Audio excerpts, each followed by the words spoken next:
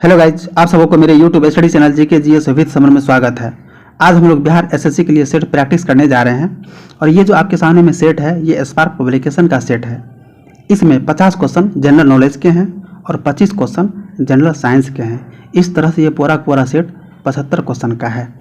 इस सेट का पहला क्वेश्चन है, भारतीय संविधान की उद्देशिका में न्याय शब्द के निम्नलिखित में से किस रूप का उल्लेख नहीं है। यहाँ पर इसका सही आंसर बी हो जाएगा, कानूनी।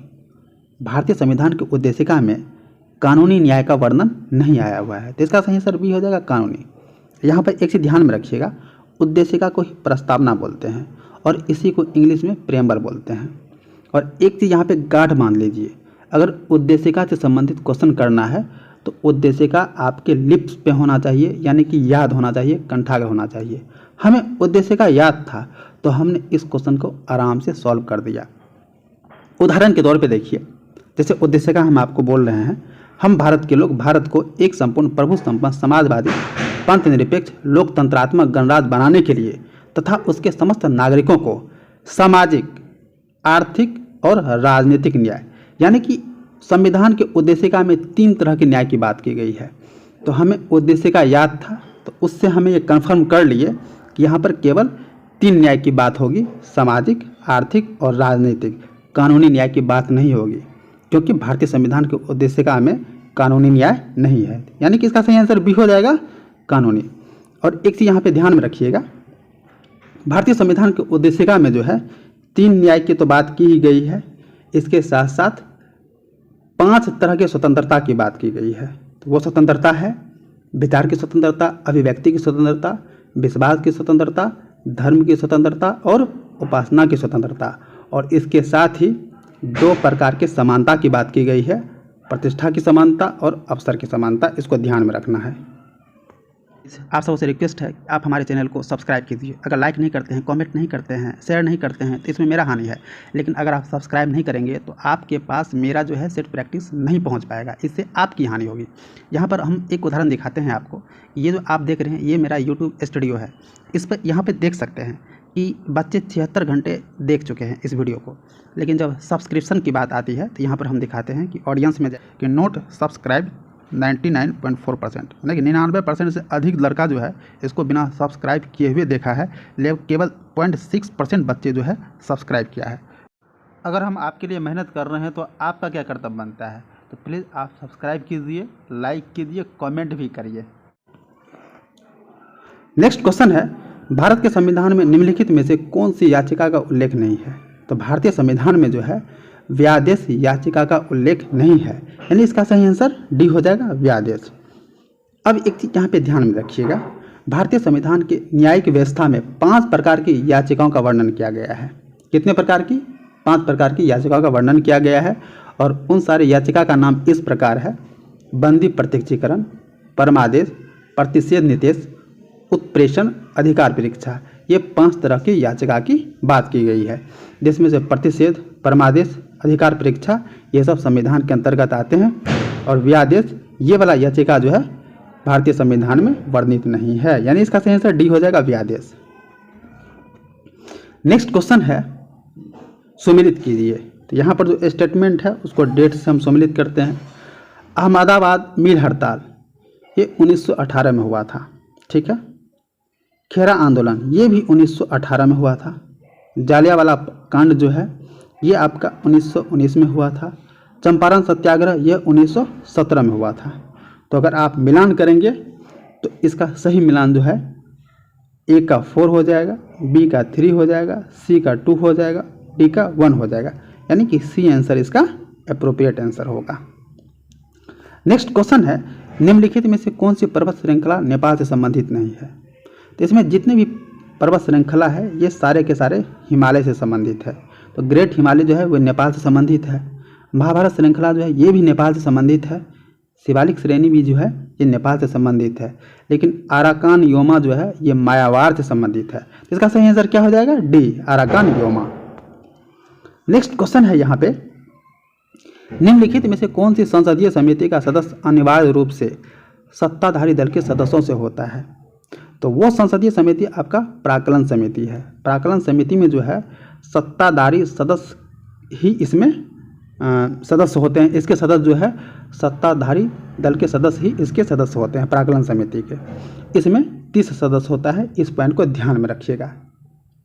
सभापति भी सत्ता दल के ही होते हैं। नेक्स्ट क्वेश्चन है, भारत ने डैश को सहायता देने के लिए ऑपरेशन समुद्र मैत्री चलाया था। तो ऑपरेशन समुद्र मैत्री का संबंध इंडोनेशिया से है। भारत ने इंडोनेशिया की सहायता के लिए ऑपरेशन समुद्र मैत्री चलाया था, यानी इसका सही आंसर बी हो जाएगा, इंडोनेशिया। और एक चीज़ ध्यान में रखिएगा, 2018 में जो है इंडोनेशिया में सुनामी आया था, तो सुनामी पीड़ित की सहायता के लिए भारत ने ऑपरेशन समुद्र मैत्री चलाया हुआ था, यानी इसका सही आंसर बी हो जाएगा, इंडोनेशिया। नेक्स्ट क्वेश्चन है, मालविका अग्निमित्रम के लेखक कौन है। तो मालविका अग्निमित्रम के लेखक कालिदास हैं, तो इसका सही आंसर सी हो जाएगा, कालिदास। मालविका अग्निमित्रम कालिदास द्वारा रचित एक संस्कृत नाटक है, ठीक है।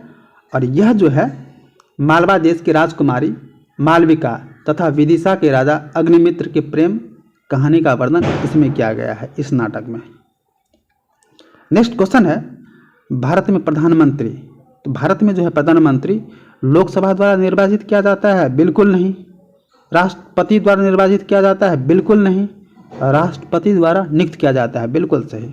भारत के जो प्रधानमंत्री होते हैं वो राष्ट्रपति द्वारा नियुक्त किया जाता है, वो भी भारतीय संविधान के अनुच्छेद 75 के द्वारा प्रधानमंत्री की नियुक्ति राष्ट्रपति करता है, यानी कि ये वाला ऑप्शन जो है आपका सी नंबर सही है। नेक्स्ट क्वेश्चन है, सर चार्ल्स वुड का डिस्पैच या वुड प्रेषण भारतीय इतिहास में डैश के क्षेत्र के लिए मील का पत्थर था। तो इसका सही आंसर बी हो जाएगा।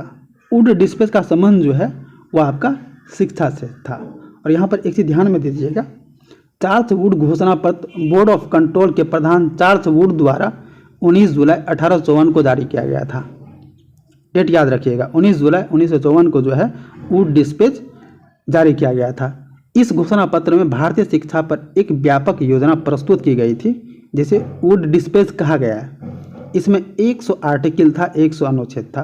तो इस डेट को आप ध्यान में रखिएगा कि 19 जुलाई 1854 को जो है चार्ल्स वुड घोषणा जो है चार्ल्स वुड डिस्पैच जो है वो जारी किया गया था। नेक्स्ट क्वेश्चन है, खमसीन निम्नलिखित में से किस देश की स्थानीय पवन है। खमसीन जो है ये शुष्क और गर्म पवन है और यह मिस्र देश में चलता है, यानी इसका सही आंसर सी हो जाएगा, मिस्र। नेक्स्ट क्वेश्चन है, निम्नलिखित में से कौन सा विषय भारतीय संविधान के अनुसार संघीय सूची में सम्मिलित नहीं है।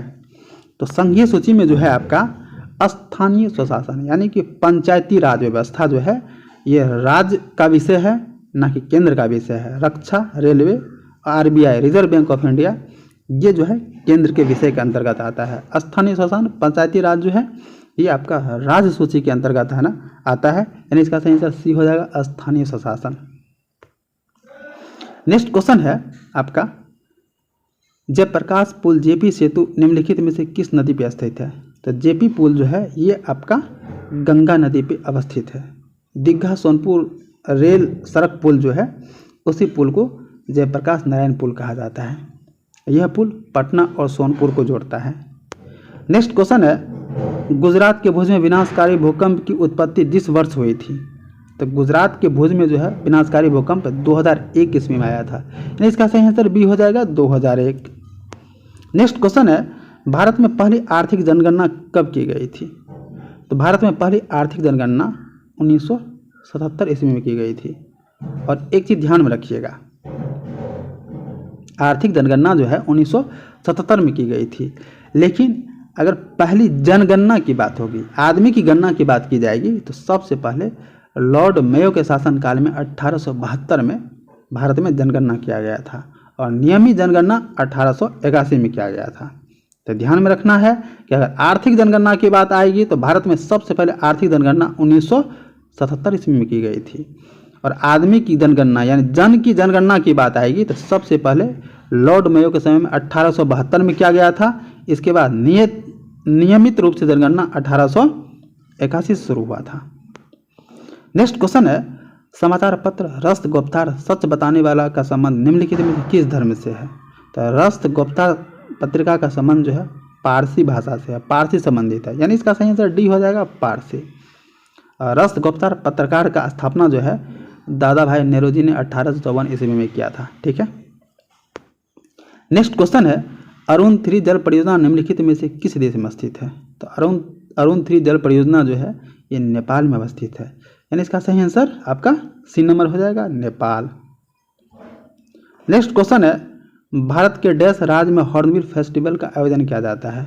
तो हॉर्नबिल फेस्टिवल का आयोजन नागालैंड में किया जाता है, यानी इसका सही आंसर ए हो जाएगा, नागालैंड। नेक्स्ट क्वेश्चन है निम्नलिखित में से कौन मानव जीवन के सभी दुखों के नाश के लिए अष्टांगिक मार्ग की सलाह देता है? तो अष्टांगिक मार्ग का कॉन्सेप्ट जो है वो भगवान बुद्ध दिए थे, यानी कि यह जो विषय है बौद्ध धर्म से संबंधित है, यानी इसका सही आंसर सी हो जाएगा, गौतम बुद्ध। यहाँ पर इसे ध्यान में रखिएगा। बुद्ध के द्वारा दुखों से मुक्ति के लिए अष्टांगिक मार्ग की बात कहा गया है, जिसके पालन करने से मनुष्य जो है मनुष्य में तृष्णा का अंत हो जाता है और उसे मोक्ष की प्राप्ति हो जाती है, उसे ईश्वर की प्राप्ति हो जाती है। सॉरी, एक चीज यहाँ पे ध्यान में रखिएगा, बौद्ध धर्म में जो है ईश्वर का कॉन्सेप्ट नहीं है, तो ईश्वर की प्राप्ति नहीं होती है बल्कि मोक्ष की प्राप्ति हो जाती है। नेक्स्ट क्वेश्चन है 1931 में इंडियन नेशनल कांग्रेस का अधिवेशन कहाँ हुआ था? तो 1931 में जो है इंडियन नेशनल कांग्रेस का अधिवेशन कराची में हुआ था, तो इसका सही आंसर डी हो जाएगा, कराची। और यहाँ पे एक चीज ध्यान में रखिएगा, इसके अध्यक्ष सरदार वल्लभ भाई पटेल थे, यानी कि सरदार वल्लभ भाई पटेल की अध्यक्षता में 1931 ईस्वी में कांग्रेस का जो है कराची में अधिवेशन हुआ था। नेक्स्ट क्वेश्चन है निम्नलिखित में से कौन 1905 ईस्वी में बंगाल के विभाजन के समय भारत के वायसराय थे? बंगाल का जो विभाजन करवाए थे वो आपका लॉर्ड कर्जन करवाया था, यानी कि 1905 ईस्वी में बंगाल के विभाजन के समय भारत का वायसराय लॉर्ड कर्जन थे, यानी इसका सही आंसर डी हो जाएगा, लॉर्ड कर्जन। नेक्स्ट क्वेश्चन है निम्नलिखित में से कौन सा लॉर्ड कर्जन का योगदान नहीं है? तो लॉर्ड कर्जन ने पुलिस सुधार किया हुआ था, लॉर्ड कर्जन ने पुलिस सुधार किया हुआ था, बंगाल विभाजन लॉर्ड कर्जन ने किया हुआ था, सेना और न्यायिक सुधार ये भी लॉर्ड कर्जन किया हुआ था, तो सी भी होगा, लॉर्ड कर्जन का योगदान है सी में भी। सती प्रथा का रोक, सती प्रथा का रोक जो है लॉर्ड विलियम बेंटिंग से संबंधित है, सती प्रथा को जो है लॉर्ड विलियम बेंटिंग ने रोका था, यानी कि डी नंबर जो है यह लॉर्ड कर्जन के कार्य से संबंधित नहीं है, यानी इसका आंसर डी हो जाएगा, सती प्रथा पर रोक। नेक्स्ट क्वेश्चन है पोक्कली धान भारत के साथ साथ अंतर्राष्ट्रीय मीडिया में भी खबरों में था, इसका संबंध निम्नलिखित में से किस राज्य से है? तो पोक्कली धान जो है आपका, पोक्कली धान जो है ये आपका आंध्र प्रदेश जिला में है। पोक्कली धान का संबंध जो है आपका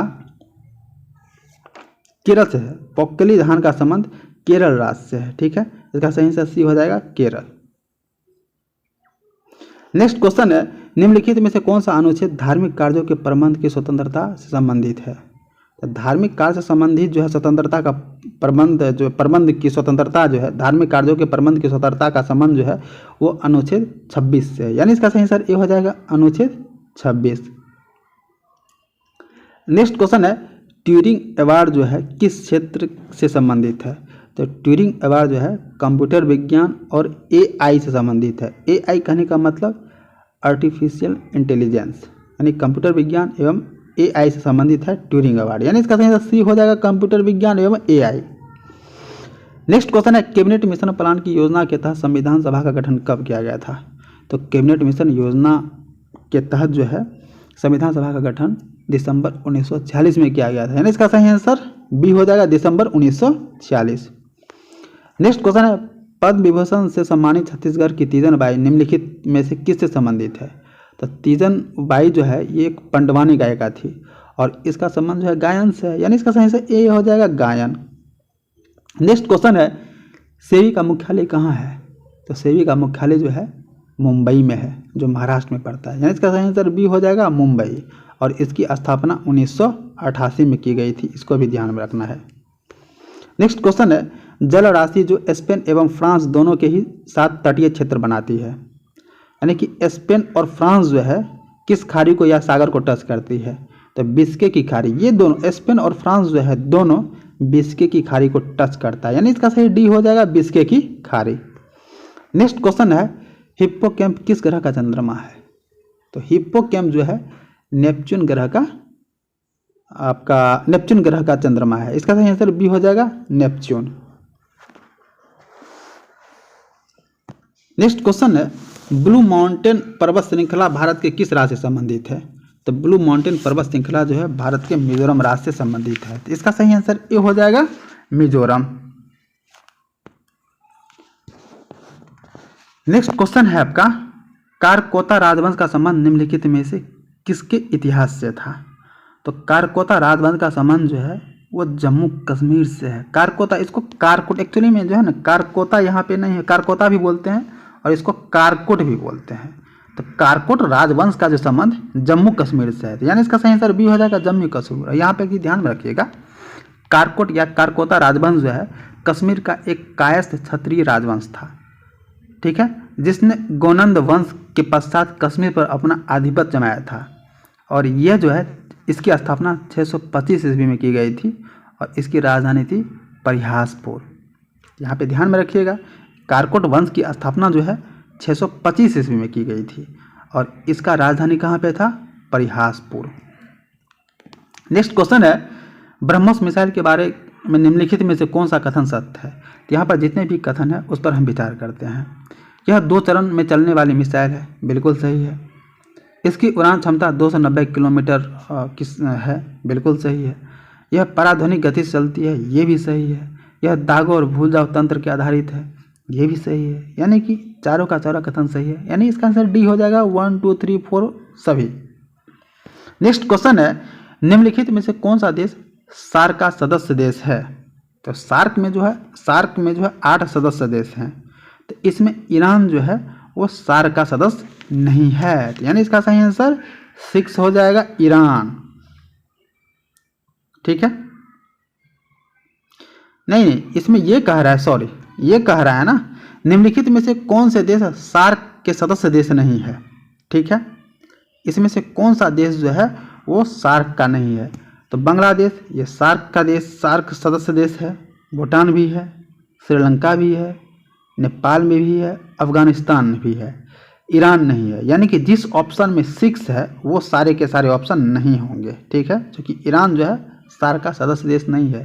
तो 1 2 3 4 5 ये सारे देश जो है सार्क का सदस्य देश है, यानी सही आंसर ए हो जाएगा। नेक्स्ट क्वेश्चन है, नीरज चोपड़ा निम्नलिखित में से किस खेल से संबंधित है? तो नीरज चोपड़ा जो है भाला फेंक से संबंधित है, यानी इसका सही आंसर बी हो जाएगा, भाला फेंक। नेक्स्ट क्वेश्चन है, निम्नलिखित में से कौन सा कथन भारत के उपराष्ट्रपति चुने जाने की अहर्ता के संबंध में सही नहीं है? तो सारे ऑप्शन पे विकल्प पे विचार करते हैं। वो भारत का नागरिक होना चाहिए, ये सही है, ये अहर्ता होनी चाहिए। वह 35 वर्ष की आयु पूर्ण कर चुका होना चाहिए, बिल्कुल ये भी सही है, ये भी अहर्ता सही है। वह लोकसभा का सदस्य निर्वाचित होने के लिए अर्हित है, ये नहीं होगा। ठीक है, ये वाला जो है विकल्प सही नहीं है उपराष्ट्रपति चुने जाने के लिए, यानी इसका सही आंसर सी हो जाएगा। वह कोई लाभ पद धारण नहीं करेगा, ये भी सही है। उपराष्ट्रपति कोई लाभ पद जो है वो धारण नहीं करेगा, यानी इसका सही आंसर सी हो जाएगा।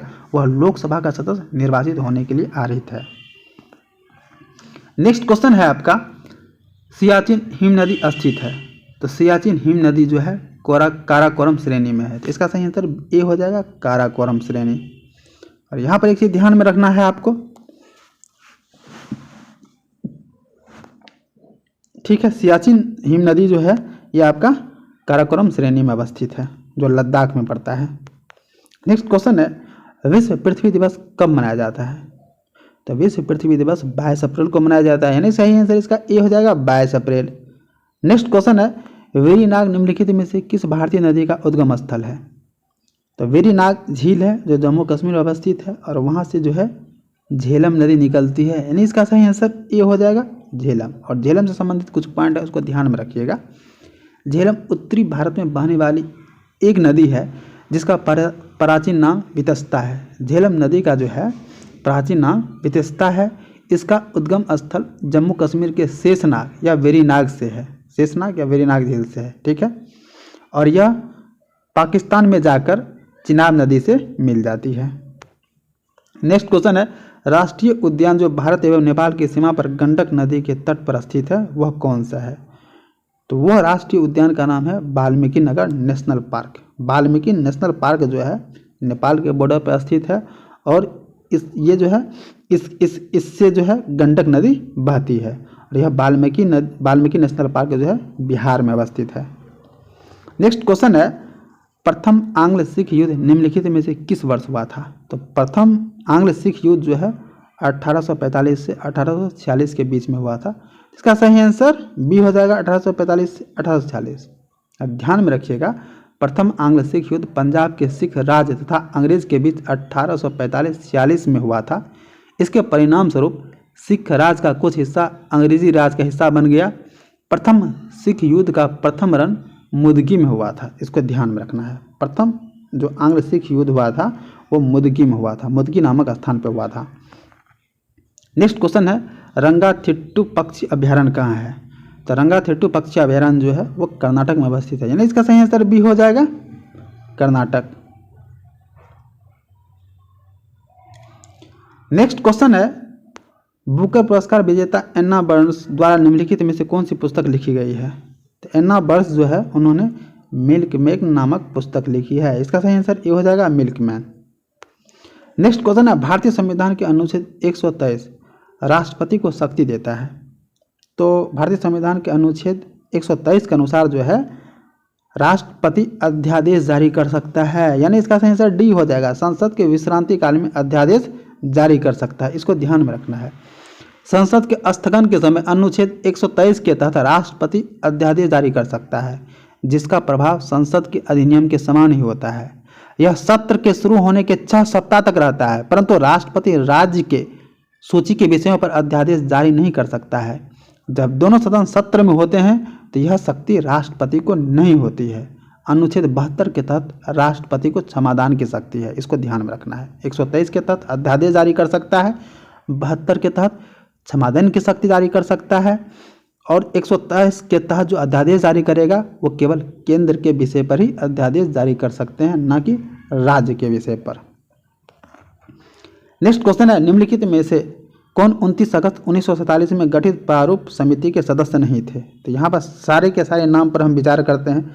डॉक्टर BR अम्बेडकर, यह तो प्रारूप समिति के अध्यक्ष ही थे। सैयद मोहम्मद सादुल्लाह, ये प्रारूप समिति के जो सदस्य थे। डॉक्टर KM मुंशी, ये भी प्रारूप समिति के सदस्य थे। डॉक्टर राजेंद्र प्रसाद, यह प्रारूप समिति के सदस्य नहीं थे, यानी सही आंसर डी हो जाएगा, doctor Rajendra Prasad. Next question है, नेचुरल हिस्टोरिका के लेखक कौन है? तो नेचुरल हिस्टोरिका के लेखक जो है वो आपका प्लिनी है, यानी इसका सही आंसर ए हो जाएगा, प्लिनी। और टॉलमी जो है भारत का भूगोल नामक पुस्तक लिखा है, इसको ध्यान में रखिएगा, ये भी बराबर क्वेश्चन पूछता है। नेक्स्ट क्वेश्चन है, पंछी के बारे में निम्नलिखित में से कौन सा कथन सत्य है? ये पंछी जो है एक तरह का जो है रक्षा उपकरण है, ठीक है। यह इजराइल का उत्पाद है, बिल्कुल नहीं, ये इजराइल का उत्पाद नहीं है। यह निशांत नामक UAV का एक संस्करण है, बिल्कुल सही। इसमें कैमरा तथा लेजर उपकरण लगे हैं, बिल्कुल सही। यह भारत का एक उत्पाद है, इसे भारत ने बनाया है, ये भी सही है। यानी ये 2, 3 और 4 ये सही है। पंछी एक तरह का ड्रोन है, ठीक है, तो इसे भारत ने बनाया है। इसमें कैमरा और लेजर उपकरण है। निशांत नामक UAV का एक संस्करण है। ये तीनों का तीनों कथन सही है, यानी इसका सही आंसर हो जाएगा 2, 3, 4 वाला, यानी कि B नंबर। नेक्स्ट क्वेश्चन है, इंटेंसिफाइड तीव्र मिशन इंद्रधनुष का संबंध निम्नलिखित में से किस क्षेत्र से है? तो मिशन इंद्रधनुष का संबंध जो है वो टीकाकरण से है, यानी इसका सही आंसर डी हो जाएगा, टीकाकरण। इसकी शुरुआत 25 दिसंबर 2014 को की गई थी, इसको भी ध्यान में रखना है। नेक्स्ट क्वेश्चन है, निम्नलिखित में से किस मंदिर में आपको गोपुरम दिख जाएंगे? जो दक्षिण भारत के जो भी मंदिर हैं उसमें आपको गोपुरम दिख जाएंगे। उत्तर भारत के मंदिर में गोपुरम नहीं दिखेंगे। देखिए, स्वर्ण मंदिर जो है अमृतसर में अवस्थित है, उत्तर भारत में है, तो यहाँ पर गोपुरम आपको दिखाई नहीं देगा। भवतारिणी मंदिर दक्षिणेश्वर, यह कलकत्ता में अवस्थित है, यानी इसमें भी गोपुरम दिखाई नहीं देगा आपको। दिलवारा मंदिर, ये राजस्थान यानी कि उत्तर भारत के उत्तर में अवस्थित है, तो यहाँ भी आपको गोपुरम नहीं मिलेगा। लेकिन शिव मंदिर चिदम्बरम, इसमें आपको गोपुरम मिल जाएगा, क्योंकि चिदम्बरम जो है तमिलनाडु में पड़ता है, यानी दक्षिण भारत में पड़ता है। तो दक्षिण भारत के मंदिर में गोपुरम होता है, तो इसका सही आंसर डी हो जाएगा, शिव मंदिर चिदम्बरम। नेक्स्ट क्वेश्चन है, आरबीएल बैंक का कॉर्पोरेट कार्यालय कहाँ है? तो आरबीएल बैंक का जो है कार्यालय आपका मुंबई में है। तो इसका सही आंसर बी हो जाएगा, मुंबई। और इससे संबंधित कुछ फैक्ट्स है उसको याद रखिएगा। अगस्त 1943 में रत्नाकर बैंक लिमिटेड की स्थापना कोल्हापुर और सांगली में हुआ था। ठीक है, रत्नाकर बैंक लिमिटेड की 2 शाखा था, एक कोल्हापुर और सांगली। तो इसकी स्थापना 1943 में हुई थी। ठीक है, इसके बाद क्या हुआ, 1959 ईस्वी में इस बैंक को आरबीआई अधिनियम 1934 ईस्वी के अनुसार अनुसूचित वाणिज्य बैंक के रूप में वर्गीकृत किया गया और इसी का नाम जो है आपको आरबीएल बैंक पड़ा था। नेक्स्ट क्वेश्चन है, निम्न में से किस अधिनियम ने विधायिका में संघीय सुविधाओं एवं प्रांतीय स्वायत्तता की शुरुआत की और केंद्र तथा प्रांतों के बीच विधायी शक्तियों का वितरण का भी प्रावधान किया है?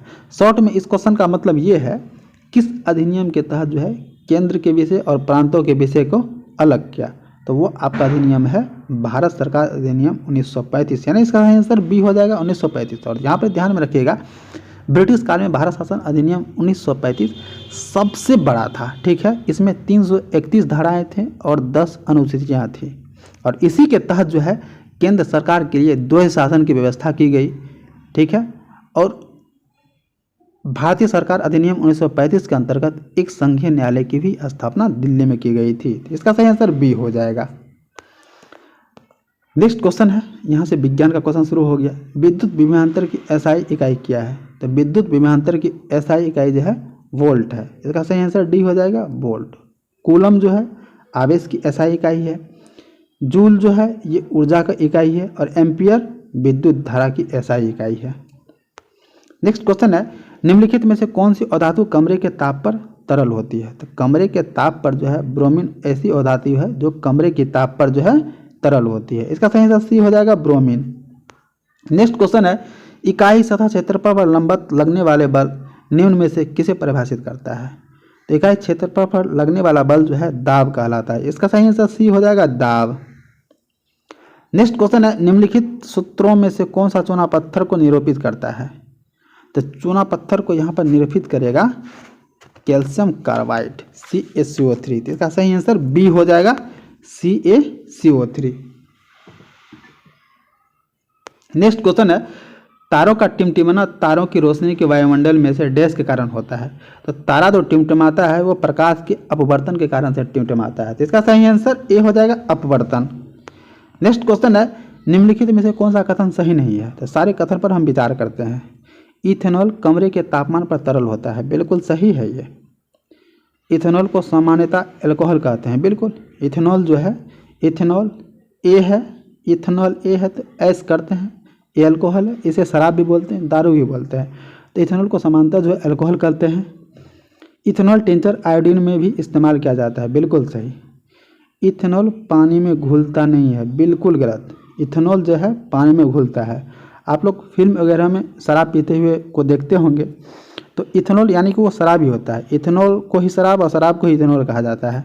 जब उसे पानी में डाला जाता है तो वो आराम से मिल जाता है, यानी कि ये इथेनॉल जो है पानी में पूरी तरह से घुलनशील होता है। इसका सही आंसर डी हो जाएगा, इथेनॉल पानी में घुलता नहीं है, ये सत्य नहीं है। नेक्स्ट क्वेश्चन है, वह उपकरण जो विद्युत धारा उत्पन्न करने के लिए इस्तेमाल किया जाता है? तो विद्युत धारा उत्पन्न करने के लिए जनरेटर का प्रयोग किया जाता है, जिसको हिंदी में जनित्र बोलते हैं। ठीक, इसका सही आंसर ए हो जाएगा, जनित्र। आममीटर जो है एक विद्युत धारा को मापने का यंत्र है। गैल्वेनोमीटर ये विद्युत वोल्टता के मापने का उपकरण है। मोटर यह जो है विद्युत धारा को यांत्रिक ऊर्जा में चेंज करता है, इसको मोटर बोलते हैं। नेक्स्ट क्वेश्चन है, कोई वस्तु यदि अस्थिर है या निश्चित वेग से एक सीधी रेखा पर गति कर रही है तो यदि उस पर कोई बाह्य बल नहीं लगाया जाए तो वो अपनी प्रारंभिक अवस्था में ही बनी रहती है। यह न्यूटन का प्रथम नियम है। तो इसका सही आंसर बी हो जाएगा, न्यूटन के गति का प्रथम नियम। न्यूटन का गति का प्रथम नियम क्या है? अगर कोई वस्तु अस्थिर है तो अस्थिर ही रहना चाहेगी, अगर गति में है तो गतिशील ही रहना चाहती है, जब तक कि उस पर कोई बाह्य बल ना लगाया जाए। इस तरह इसका सही आंसर बी हो जाएगा, न्यूटन के गति का प्रथम नियम। नेक्स्ट क्वेश्चन है, मानव शरीर में गुब्बारे नुमा संरचनाएं डैश कहा जाता है? श्वसन के दौरान गैसीय आदान प्रदान के लिए सतह प्रदान करती हैं। तो वो गुब्बारे नुमा संरचनाएं जो है एल्वियोलाई है। इसका सही आंसर सी हो जाएगा, एल्वियोलाई। नेक्स्ट क्वेश्चन है पुनगानूर एक नस्ल है। पुनगानूर जो है यह गाय का एक नस्ल है और यह जो नस्ल होता है गाय के बच्चे से भी छोटा होता है, बहुत छोटा ये नस्ल गाय का होता है और यह आंध्र प्रदेश में पाया जाता है। इसका सही आंसर सी हो जाएगा, गाय। नेक्स्ट क्वेश्चन है निम्नलिखित में से किसने विद्युत चुंबकीय प्रेरण की खोज की है? तो विद्युत चुंबकीय प्रेरण की खोज फैराडे ने किया है, तो इसका सही आंसर बी हो जाएगा, फैराडे। नेक्स्ट क्वेश्चन है डैश के सदस्यता को सामान्यतः हरी शैवाल कहते हैं। डैश के सदस्य को सामान्यतः हरी शैवाल कहते हैं, तो क्लोरोफाइसी को हरी शैवाल कहते हैं। इसका सही आंसर बी हो जाएगा, क्लोरोफाइसी। नेक्स्ट क्वेश्चन है निम्नलिखित में से कौन सी ऊष्मा की इकाई नहीं है? तो ऊष्मा की इकाई फॉन नहीं है, कैलोरी है, जूल है, बीटीयू है, लेकिन फॉन नहीं, ऊष्मा की इकाई फॉन नहीं है। तो इसका सही आंसर क्या हो जाएगा आपका? D number, fawn. फॉन जो है ध्वनि की प्रबलता की इकाई है, ठीक है। नेक्स्ट क्वेश्चन है मिल्क ऑफ मैग्नीशिया का पीएच मान कितना होता है? तो मिल्क ऑफ मैग्नीशिया का पीएच मान जो है 10.5 होता है। इसका सही आंसर सी हो जाएगा, 10.5। और इसका रासायनिक सूत्र जो है MgOH2 है और इसका रासायनिक नाम जो है मैग्नीशियम हाइड्रोक्साइड है। मैग्नीशियम हाइड्रोक्साइड को ही आपका मिल्क ऑफ मैग्नीशिया कहा जाता है और इसका रासायनिक सूत्र MgOH2 होता है और इसका पीएच मान 10+5 होता है, ये क्षारीय होता है। नेक्स्ट क्वेश्चन है निम्नलिखित में से कौन सा विकल्प समरूपी अंगों का उदाहरण नहीं है?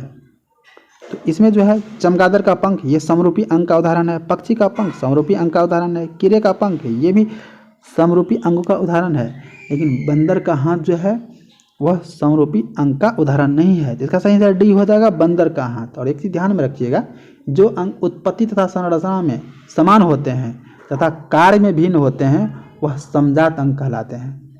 इसको ध्यान में रखना है। जो अंग उत्पत्ति तथा संरचना में समान होते हैं तथा कार्य में भिन्न होते हैं वह समजात अंग कहलाते हैं। जैसे पक्षी के पंख तथा घोड़े का अग्रपाद, मनुष्य का बाजू तथा गाय का अग्रपाद। अब एक चीज ध्यान में दीजिए, अब यहाँ पर दूसरा पॉइंट ध्यान में दीजिए। जो अंग समान कार्य करते हैं तथा देखने में भी समान है लेकिन उसकी उत्पत्ति संरचना भिन्न होती है वह समरूप अंग कहलाता है। जैसे कीट के पंख तथा पक्षी का पंख, चमगादड़ के पंख, चना के पौधे तथा मटर के पौधे प्रतान, ये सारे के सारे जो है समरूप अंग के उदाहरण हैं। नेक्स्ट क्वेश्चन है भूकंप या विस्फोट जैसे आवेग द्वारा उत्पन्न प्रत्यास्थ तरंग को क्या कहते हैं? तो भूकंप या विस्फोट जैसे आवेग द्वारा उत्पन्न प्रत्यास्थ तरंग को भूकंप तरंग कहते हैं। इसका सही आंसर बी हो जाएगा, भूकंप तरंग। नेक्स्ट क्वेश्चन है टूथपेस्ट बनाने के लिए निम्न में से किसका उपयोग नहीं किया जाता है? तो टूथपेस्ट बनाने के लिए गैलेना का प्रयोग नहीं किया जाता है। इसका सही आंसर बी हो जाएगा, गैलेना। जबकि एल्युमिनियम ऑक्साइड, सिलिका, चूना पत्थर टूथपेस्ट बनाने में प्रयोग किया जाता है। नेक्स्ट क्वेश्चन है निम्नलिखित में से कौन होम्योपैथी के संस्थापक थे? यानी कि होम्योपैथिक जो चिकित्सा पद्धति है उसके जन्मदाता सैमुअल हेनीमैन थे। तो इसका सही आंसर ये हो जाएगा, सैमुअल हेनीमैन। इसका जन्म जो है 1755 ईस्वी में जर्मनी में हुआ था और इन्होंने होम्योपैथिक चिकित्सा पद्धति का खोज किया। नेक्स्ट क्वेश्चन है द्रव्य में दाब का मान प्राप्त करने के लिए प्रणोद को किससे विभाजित किया जा सकता है? तो द्रव्य में दाब का मान प्राप्त करने के लिए प्रणोद को क्षेत्रफल से विभाजित किया जाता है। तो इसका सही आंसर सी हो जाएगा, क्षेत्रफल। नेक्स्ट क्वेश्चन है निम्न में से कौन सी अंतर्जनित बलों का परिणाम नहीं है? तो आपका समुद्री तरंग। समुद्री तरंग जो है वो अंतर्जनित बलों का परिणाम नहीं है बल्कि भूकंप, ज्वालामुखी विस्फोट और भूस्खलन ये सब अंतर्जनित बलों का परिणाम है। नेक्स्ट क्वेश्चन है अभिसारी परतों के किनारों के टकराव डैश का निर्माण होता है? तो यहाँ पे है अभिसारी परतों के किनारों के टकराव द्वारा डैश का निर्माण होता है। तो पर्वतीय संरचनाओं का नाम। अभिसारी परतों का किनारा जब टकराता है तो वहाँ पर्वतीय संरचनाओं का निर्माण होता है। इसका सही आंसर बी हो जाएगा, पर्वतीय संरचनाओं का निर्माण। नेक्स्ट क्वेश्चन है निम्न में से कौन सी बीमारी एक परजीवी के कारण होता है? इसमें से मलेरिया जो है वो परजीवी के कारण से होता है। इसका सही आंसर बी हो जाएगा, मलेरिया। नेक्स्ट क्वेश्चन है निम्न में से कौन सा जल में घुलनशील विटामिन है? तो जल में घुलने वाला विटामिन 2 ही है, एक बी और दूसरा सी, यानी ऑप्शन डी में सी है। तो इसका सही आंसर सी हो जाएगा। तो ये जल में घुलनशील विटामिन है, जबकि विटामिन के, विटामिन डी, विटामिन ए ये सारे के सारा वसा में घुलनशील है, इसको ध्यान में रखिएगा। नेक्स्ट क्वेश्चन है, निम्न में से किसे ग्रहीय गति के 3 नियमों की अवधारणा का श्रेय दिया जाता है? तो केपलर ने जो है ग्रह के गति के 3 नियम दिए थे। ग्रह की गति के 3 नियम जो है केपलर ने दिया था, तो इसका सही आंसर सी हो जाएगा, जोहानस केपलर। नेक्स्ट क्वेश्चन है यहाँ पे, हेलोजन के बाह्यतम कोश में डैश इलेक्ट्रॉन होते हैं? तो हेलोजन के बाह्यतम कोश में जो है 7 इलेक्ट्रॉन होते हैं, यानी इसका सही आंसर बी हो जाएगा 7।